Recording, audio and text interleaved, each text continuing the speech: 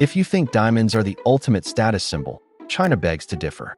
For thousands of years, the real flex wasn't gold or pearls, it was jade. And not just for the living. Nope, Chinese emperors and nobles took their jade obsession to the next level by getting buried in head-to-toe jade suits.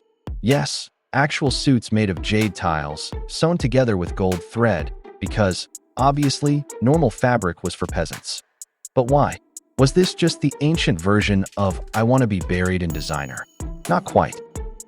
Before we get into the whole dressing in jade for the afterlife situation, let's talk about why Chinese people have been obsessed with jade for over 8,000 years.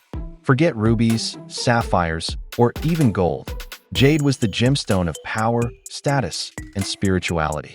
The Chinese literally called it the stone of heaven. Why? Because jade wasn't just beautiful, it was believed to have magical properties. It symbolized immortality, because looking fabulous shouldn't end with death. Purity and virtue. A noble person was said to have a heart as pure as jade. Protection. Wearing jade was thought to ward off evil and misfortune. Status. Only the elite could afford the finest jade. The greener, the better. Basically, jade wasn't just bling, it was spiritual armor. And if jade could protect you in life, why not take it to the afterlife, too? During the Han Dynasty, 206 BCE, 220 CE, emperors and high-ranking nobles took their jade obsession to the grave, literally.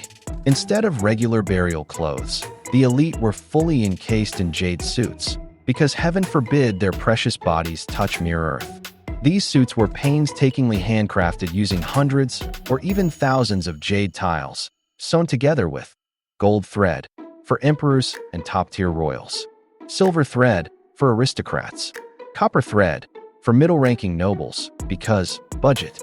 Why the effort? The Han believed jade had preservative powers. If wrapped in jade, the body wouldn't decay. Scientists later tested this theory, and, spoiler alert, it didn't quite work. But hey, it was the thought that counted. Western rulers were buried with gold and treasures, but in China, jade was the symbol of nobility and eternity. Gold was flashy, but jade was divine.